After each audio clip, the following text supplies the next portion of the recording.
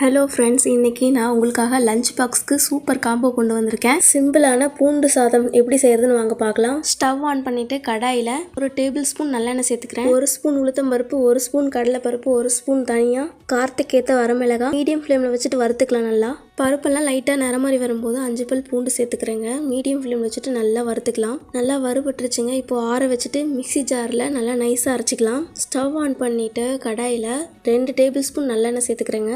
1/2 teaspoon கடுகு, 10 பல் பூண்டு நறுக்கி வச்சுருக்கேங்க, அதை நான் சேர்த்துக்கிறேன். ஒரு கொத்து கருவேப்பிலை, 1/4 டீஸ்பூன் பெருங்காயம் சேர்த்துட்டு மீடியம் ஃப்ளேமில் வச்சுட்டு நல்லா வறுத்துக்கிறேங்க. பூண்டு லைட்டாக நிறம் மாறிடுச்சுங்க.